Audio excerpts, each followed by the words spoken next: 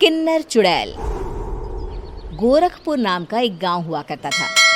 उस गांव में ज्यादा लोग नहीं रहते थे। उस गांव में एक गर्भवती विधवा औरत रहती थी। उस औरत का नाम कमला था। कमला अपने घर में अकेली रहती थी। उसके पति की सारी जायदाद उसके नाम हो गई थी, पर सभी गांव वाले उस औरत को मनहूस औरत समझा करते थे और सभी उससे नफरत किया करते थे। एक बार कमला राशन की दुकान पर खाने का सामान खरीदने जाती है। भैया जी, जरा 1 किलो दाल चावल देना। अरे हाय हाय हाय हाय हाय! अरे मनहूस औरत, मेरी दुकान में अपशुगन करवाने आ गई क्या? हैं? चल जा यहाँ से। मैं कुछ नहीं देने वाला हूँ तुझे। भाग भाग यहाँ से, चल जा, निकल। भैया जी, ऐसा मत कहिए। मैं गर्भवती हूँ, मुझे खाने की बहुत जरूरत है। मुझे खाना दे दीजिए। दुकानदार कमला को वहां से धक्के मारकर भगा देता है। तभी कमला रोते रोते उस गांव के किन्नरों के इलाके में आ जाती है। गांव वाले किन्नरों को उसी इलाके में रखा करते थे, क्योंकि वो लोग किन्नरों को पसंद नहीं करते थे और उनके इलाके में रहने से मना करते थे। तो किन्नरों ने उसी गांव में अपना एक इलाका बना लिया था। जब किन्नर लोग देखते हैं कि एक गर्भवती महिला रोते रोते उनके इलाके में आ गई है, तो सारे किन्नर कमला के पास जाकर उसका हाल पूछने लगते हैं। क्या हुआ बहन, तुम्हारी गर्भवती अवस्था में इतनी बुरी हालत कैसे? तुम रो क्यों रही हो? तुम डरो मत, हम तुम्हें कोई नुकसान नहीं पहुंचाएंगे। तुम शांत होकर सब बताओ कि हुआ क्या है। मैं कमला हूँ। मैं गांव के दूसरे इलाके से आई हूँ। 2 महीने पहले ही मेरे पति की मौत हुई है। मुझे गांव के लोग मनहूस मानते हैं, क्योंकि मैं विधवा हूँ और गर्भवती भी। वहाँ के लोग मुझे खाने के लिए कुछ बेचने के लिए भी तैयार नहीं, जिससे मेरा गुजारा नहीं हो रहा था। कोई बात नहीं कमला, हम तुम्हारा ख्याल रखेंगे। किन्नर लोग कमला को एक खाली घर में रहने के लिए जगह दे देते हैं और उसकी देखभाल भी करते हैं। कुछ ही महीने बाद कमला अपने बच्चे को जन्म देती है, पर अफसोस, कमला बच्चे को जन्म देते ही अपनी जान गंवा देती है।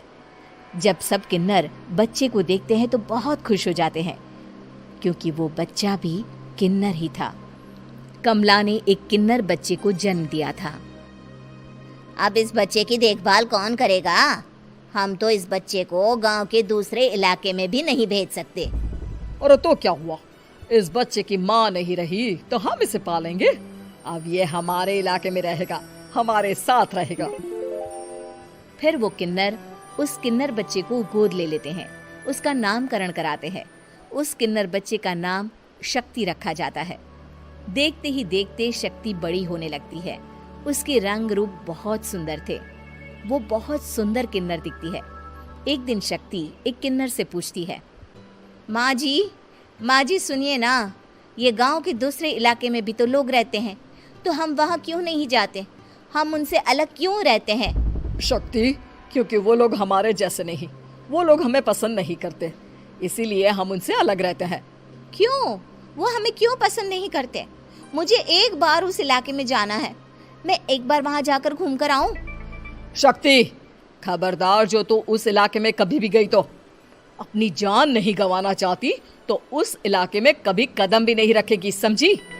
इतना कहकर वो किन्नर वहां से चली जाती है। शक्ति उस किन्नर की बात सुनकर बहुत रोती है। माँ जी, ऐसा कैसे कह सकती है? उन्होंने इतनी सी बात के लिए मुझे इतना डांटा। अब तो मैं उस इलाके में जरूर जाऊंगी। फिर एक दिन शक्ति गांव के दूसरे इलाके में चुपके से जाती है। ये लोग तो हमारे जैसे ही इंसान हैं, तो ये हमसे नफरत क्यों करते हैं? जब शक्ति उस इलाके में पहुंचती है तो गांव के सारे आदमी उसके रूप से मोहित हो जाते हैं।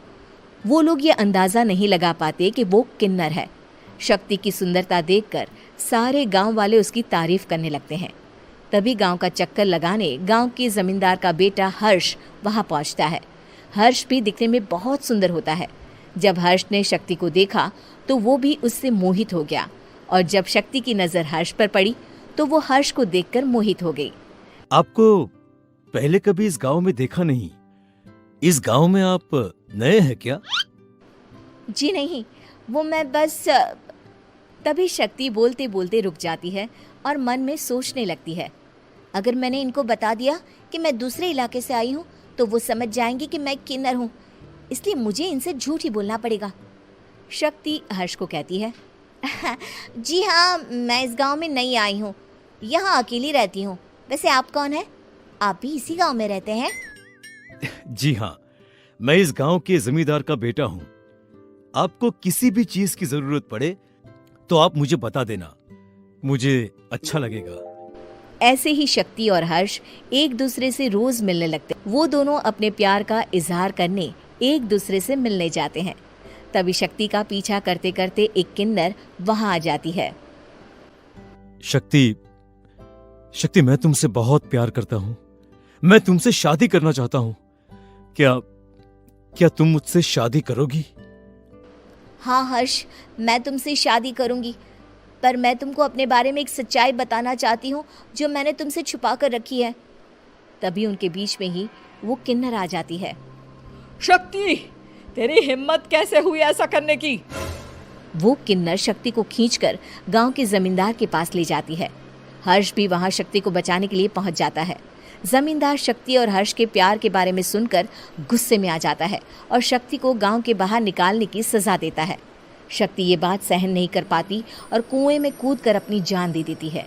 जमींदार हर्ष की शादी गांव की एक लड़की से करवा देता है, पर हर्ष इस शादी से खुश नहीं होता। शक्ति अपना बदला लेने के लिए मरने के बाद किन्नर चुड़ैल बन जाती है। अब मैं इन गाँव वालों को नहीं छोड़ूंगी, अब इनसे मैं अपने प्यार का बदला लूंगी। किन्नर चुड़ैल गांव वालों को परेशान करना शुरू कर देती है। एक बार वो रात को गांव के खेतों में पहुंच जाती है और वहां आग लगा देती है। सारी फसल जल के राख हो जाती है। जब एक आदमी रात को उठकर देखता है कि खेत में आग लग गई है तो वो वहां पहुंच जाता है। वो देखता है कि खेतों के बीचों बीच एक किन्नर चुड़ैल खड़ी है और वहां खड़े होकर ताली बजा रही है। गांव वाला किन्नर चुड़ैल को देखकर बेहोश हो जाता है।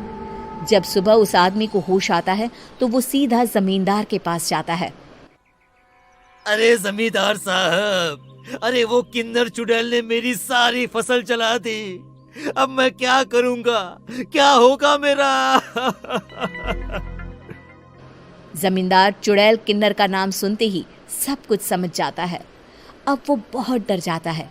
उसी रात को जब जमींदार डर के मारे अपने कमरे में सो नहीं पाता, तभी वहां अचानक से किन्नर चुड़ैल आ जाती है। किन्नर चुड़ैल जोर जोर से जमींदार के आगे खड़ी होकर हंसने लगती है और ताली बजाने लगती है। जमींदार उस डरावनी किन्नर चुड़ैल को देखकर बहुत डर जाता है। तूने मेरे साथ बहुत बुरा किया, अब मैं तुझे जान से मार दूंगी। नहीं नहीं नहीं नहीं नहीं, मुझे माफ कर दो, मुझे मत मारो। मैं कभी ऐसा दोबारा नहीं करूंगा। अब तुम जो बोलोगी वही मैं करूंगा। ठीक है, मैं चाहती हूँ कि किन्नर इलाका गांव के इलाके से जुड़े और गांव का कोई भी आदमी किन्नर समाज से द्वेष ना करे, उससे नफरत ना करे, नहीं तो मैं सारे गांव को मार दूंगी। और तुम गांव में एक नया कानून बनाओ कि अगर किसी ने भी किन्नर समाज को हानि पहुंचाने की कोशिश भी करी या इनसे भेदभाव करने की भी कोशिश करी तो उनको कड़ी से कड़ी सजा मिलेगी। हाँ हाँ हाँ हाँ, मैं ऐसा ही करूंगा। तुम जो बोलोगी वो मैं करूंगा, पर मुझे जाने दो प्लीज। तब वो किन्नर चुड़ैल वहां से चली जाती है।